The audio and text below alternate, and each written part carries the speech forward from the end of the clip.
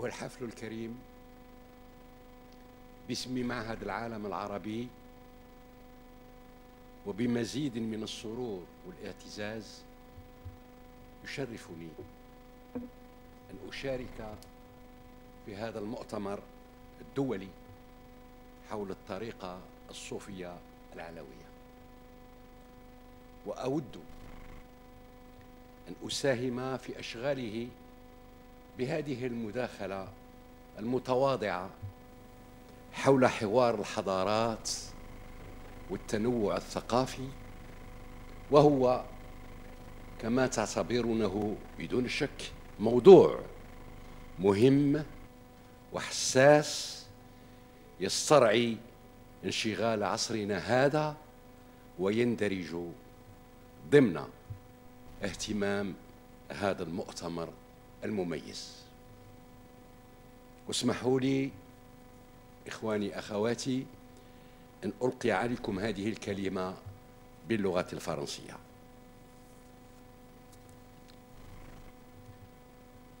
Au cours des dernières décennies, ont fleuri de nombreux dialogues entre le Nord et le Sud. Dernier venu d'une longue liste, le dialogue des civilisations s'est fait une place de choix. Sans doute parce qu'il s'est trouvé mieux investi d'une mission noble entre toutes, celle de rapprocher les peuples et de rendre le monde d'aujourd'hui plus vivable en dépit des guerres et des conflits qui le déchirent. Plus souple, moins institutionnel, mais néanmoins plus fragile à certains égards, le dialogue des civilisations a conquis même les plus récalcitrants, si bien qu'en moins de 20 ans, les rencontres placées sous son égide se sont démultipliées.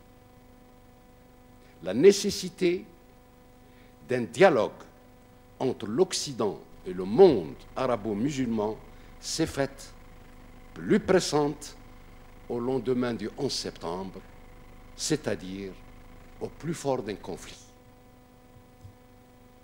Entre la théorie du clash des civilisations développée par Samuel Huntington et mise en œuvre par les néoconservateurs américains dans le contexte de l'invasion de l'Irak et de leur soutien inconditionnel à l'occupation israélienne de la Palestine, d'une part, et celle d'un tenant d'un intégrisme radical, porteur d'une violence à la fois désespérée et inqualifiable, d'autre part, il fallait dégager un terrain ou engager un dialogue qui serait de nature à atténuer les effets d'incompréhension, d'ignorance des uns vis-à-vis des autres et à endiguer l'affrontement entre deux mondes supposés opposés et dont on craignait qu'ils soient définitivement séparés l'un de l'autre. Si la définition du dialogue politique est généralement aisée, dès lors que l'on en connaît d'avance les objectifs et que l'on définit les modalités pour les atteindre, et si le dialogue interreligieux ne pose pas non plus de problème à ceux qui voudraient en appréhender les mécanismes et les limites, il n'en va pas de même du dialogue des civilisations, constamment menacé par les amalgames et les malentendus. Pour tenter de le cerner, il me paraît utile d'en fixer les objectifs. J'en vois 3. Mieux se connaître, mieux connaître l'autre, construire ensemble des valeurs universelles. Mieux se connaître. En dépit de tous les efforts qu'il n'a eu de cesse de déployer, le monde arabo-musulman n'a pu, pour des raisons à la fois internes et externes, parachever la mise en place d'un projet de société viable où la diffusion des sciences et des savoirs alliés, j'insiste, alliés à celle des valeurs prônées par l'islam, n'a pu parachever la mise en place d'un projet de société viable où la diffusion des sciences et des savoirs alliés à celle des valeurs prônées par l'islam devait constituer un facteur mobilisateur, fédérant ce grand ensemble qui va du Maroc à l'Indonésie, en passant par l'Ouganda et le Kazakhstan. La mise en œuvre de cet ambitieux projet a été incontestablement contrariée par la pérennité de conflits en terre d'islam. Palestine, Irak, Afghanistan, Somalie, Darfour et j'en passe, laissant le champ libre à une surenchère violente dont l'objectif déclaré est l'assujettissement de la société à un ordre irrationnel où la quête du savoir est absente, voire bannie. Or l'islam, qui accorde à l'homme toute la plénitude de sa liberté de penser, constitue le vecteur de notre aptitude au savoir. Le premier verset du Coran, lis au nom de ton Seigneur, Iqra bismi rabbik. Le premier verset du Coran, lis au nom de ton Seigneur, Iqra bismi rabbik, alladhi khalaq, tout autant que de très nombreux hadiths du prophète incitent à acquérir avant tout le savoir, en décrétant que parmi les créatures de Dieu, ce sont les savants qui le craignent le plus. Innama yakhsha Allaha min ibadihi al-ulama'u. Et que l'encre de l'homme de science est plus précieuse que le sang du martyr.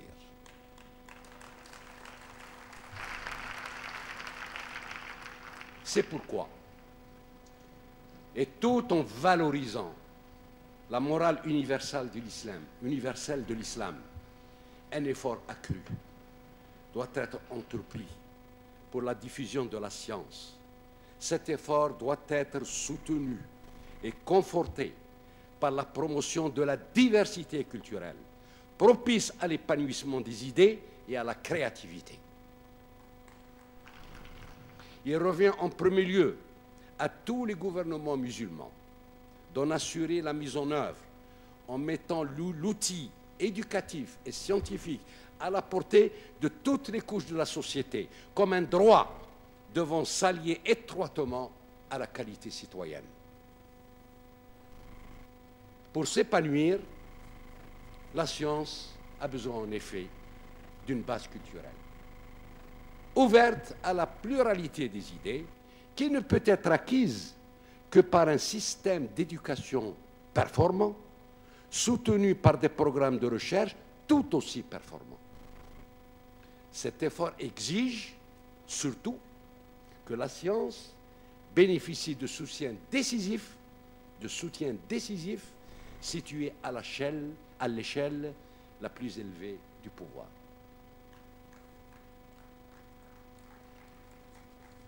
Mon propos, mesdames et messieurs, en dressant succinctement ce bilan et en soulignant l'apport de la science au développement de nos sociétés, a pour but de mettre l'accent sur la nécessité d'une meilleure connaissance mutuelle entre tous les pays se réclamant de la civilisation musulmane, parallèlement à une meilleure connaissance des autres civilisations. J'arrive donc au deuxième point, mieux connaître l'autre. Il existe, parmi certains penseurs dans le monde arabo-musulman, une idée selon laquelle l'Occident ne sait rien de nous et qu'il faut à tout prix lui apporter une connaissance de notre culture. En réalité, et si on prend la peine de consulter les ouvrages de l'époque, et jusqu'à nos jours, on découvre que l'Occident a accumulé, au fil des siècles, un savoir inégalé de lui-même et des autres. Très tôt, et pour être précis, dès la fin du Moyen Âge, à la faveur de l'héritage arabo-andalou, l'Orient arabo-musulman a fait l'objet d'investigations et d'études qui n'ont fait que s'amplifier par la suite. Pour s'en convaincre, il suffit de rappeler le travail gigantesque de mise à jour de notre patrimoine, entrepris et réalisé par l'orientalisme depuis plus de 2 siècles. Même, j'insiste, même si certains penseurs occidentaux de cette époque péchaient par un manque d'objectivité dans leur vision de l'Orient, sans doute animés par des buts avoués ou non de conquête ou d'appropriation des richesses. L'époque andalouse a été le moment fort de l'emprunt mutuel qui a produit la civilisation que l'on connaît. C'était le temps où le monde musulman a manifesté une réelle curiosité vis-à-vis du monde chrétien. Même si d'aucuns, parmi les penseurs arabes et occidentaux de cette période, et même de nos jours, ont pu soutenir, et soutiennent toujours, et à tort, un postulat selon lequel l'Orient et l'Occident accusaient de trop grandes différences pour pouvoir s'entendre sur une démarche d'approche et de dialogue. En tout cas, on ne peut reprocher aux lettrés arabes de l'époque médiévale d'avoir manqué de curiosité vis-à-vis des autres cultures, situées, il est vrai, dans la sphère d'influence de l'islam. Il suffit de citer El-Biruni et Ibn Khaldoun, dont le livre de l'Inde, Kitab al-Hind, et les prolégomènes, le Muqaddima, restent encore aujourd'hui un modèle d'observation intelligente et pertinente des sociétés qu'ils ont dépeintes.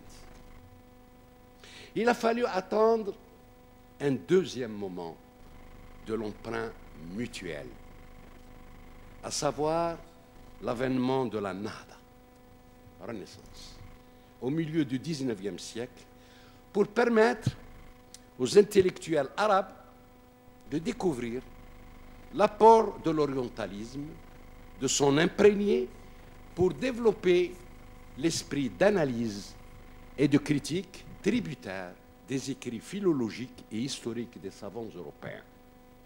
À telle enseigne que c'est durant cette période charnière de la Nahda, qui a vu des savants, des traducteurs, des journalistes formés à l'école occidentale, que le monde arabe, et par extension le monde arabo-musulman, a connu un développement significatif, notamment dans le domaine des sciences humaines. Malheureusement, cet essor a été de courte durée.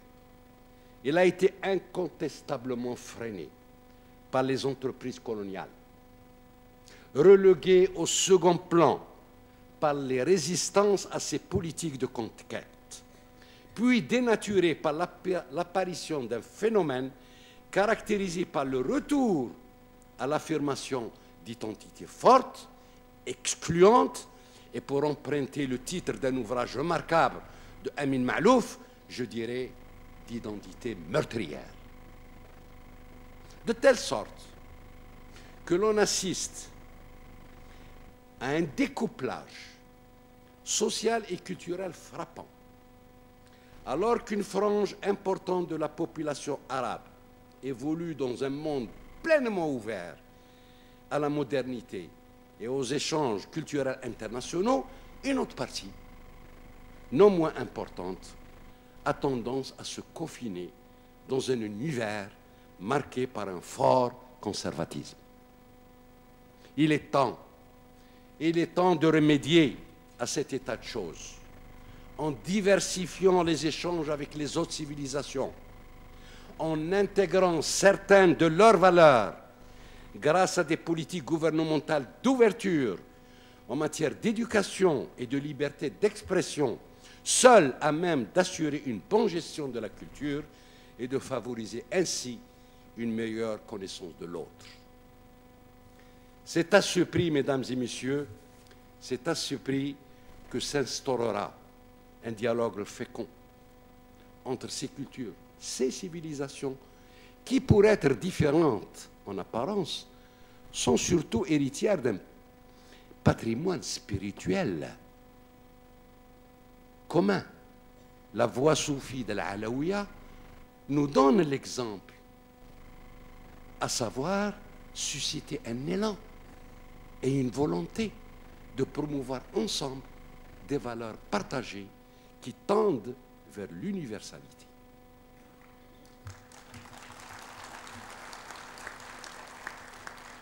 J'aborde le troisième point, construire des valeurs communes.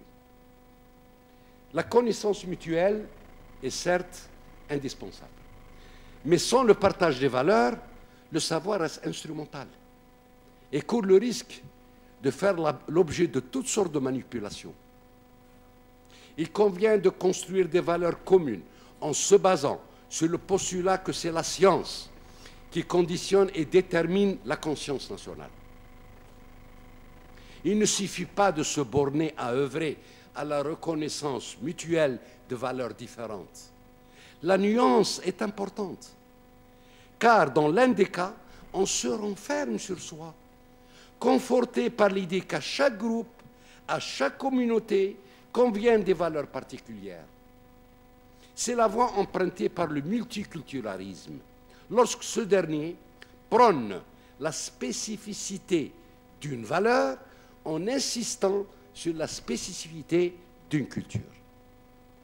Les valeurs communes à l'homme en général, c'est ce qui transcende le groupe et permet à ce dernier de s'élever à l'universel.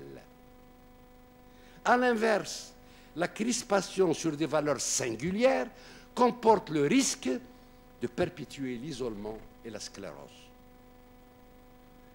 Pour illustrer cet état de choses, j'évoquerai les grandes figures emblématiques de la pensée islamique qui ont brillé par l'étendue de leur savoir, leur grande tolérance religieuse, mais aussi de leur vocation spirituelle, tels que Ibn Rushd, Ibn Arabi, l'émir Abd al-Qadir, et plus près de nous, l'Égyptien, Taha Hussein, dont le trajet intellectuel d'Al-Azhar à la Sorbonne, en passant par l'université du Caire, fut exemplaire à plus d'un titre. C'est en retrouvant cette inspiration et celle préconisée par la voie soufie qu'il sera possible d'instaurer un dialogue franc et ouvert. C'est en assurant aussi dans nos propres pays la promotion des valeurs universelles que l'islam porte du reste en lui, notamment en matière de droits de la femme, de tolérance religieuse et idéologique, de liberté de penser. Ainsi pourrons-nous, à l'heure de la mondialisation, construire des valeurs communes, de nature à faire progresser nos idées, contribuer à la solution des conflits, notamment celui du Proche-Orient, et à instaurer un climat de confiance et de respect mutuel. Il importe donc d'œuvrer sans relâche pour la formation d'élites détentrices d'une culture universelle, confortée par l'apport spirituel, afin de favoriser le partage des valeurs et des savoirs, et afin que la lumière puisse atteindre chaque contrée de notre univers commun, et pour que la paix puisse se répandre un jour dans le cœur de tous les hommes.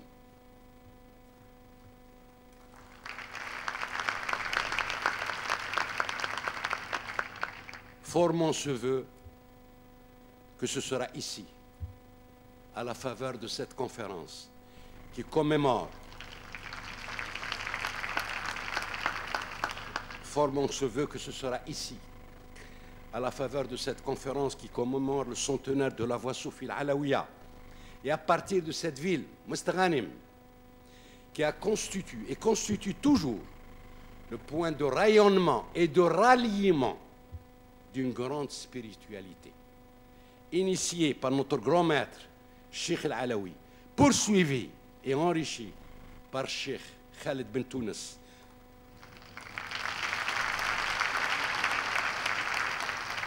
poursuivi et enrichi par Cheikh Khaled Ben Tounes, dont je salue ici les efforts qu'il ne cesse de déployer en faveur de la concorde et la fraternité et pour l'amour de Dieu. Wassalamu alaikum wa rahmatullah. ازدهرت مؤخرا الحوارات بين الشمال والجنوب والحوار بين الحضارات، فهو مهم لكنه ما يزال هشا. وقد توطد الحوار بين الغرب والعالم الإسلامي، وظهرت أهميته غداة 11 سبتمبر. وصراع الحضارات الذي يدعو إلى التعصب الجذري والحوار السياسي الذي يسانده يعطي بدعم كبير، خلاف حوار الحضارات الذي ما يزال يحتاج إلى المساندة.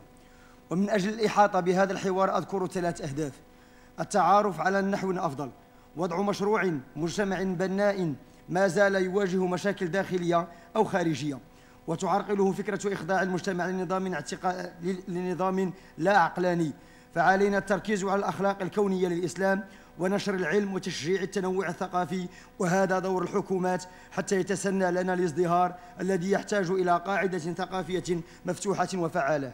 ثانياً، معرفة الآخر بصورة أفضل. الكثير منا يعتقد أن الغرب يجهلنا، وهذا خطأ، فقد كان التراث العربي الأندلسي محط اهتمام العديد من المستشرقين، وحتى ولو كان منهم من يفتقر إلى الموضوعية. واليوم نسمع أن الشرق والغرب لا يمكنهم التفاهم، مما يؤدي إلى الانغلاق، والوقت قد جاء لمعالجة هذه الحالة بتكثيف التبادل ومعرفة الآخر كما هو عليه من ثقافة وحكمة وقيم مشتركة، والطريقة العلوية خير مثال على هذا التعارف المتبادل. ثالثاً، التعارف المتبادل لا يؤدي دوره إلا إذا تبادلت القيم المشتركة للإنسان بصورة عامة، وهو ما يتجاوز الجماعة ويترقى بها إلى الكمال. وأذكر ابن رشد وابن عربي والأمير عبد القادر ومعاصرين طه حسين. هذه الأمثلة والقيم الموجودة في التصوف والأخلاق الإسلامية من احترام للغير في وقت العولمة. علينا أن نبني قيما مشتركة وثقافة عالمية مبنية على السند الروحي حتى يضيء النور كل أنحاء العالم أنحاء العالم المشترك. فندعو الله أن يجعلنا انطلاقا من هذا الملتقى ومن هذه البقعة، بقعة الشيخ العلوي وخلفه الشيخ سيدي خالد، أن تعم المحبة والسلام جميع أرجاء العالم.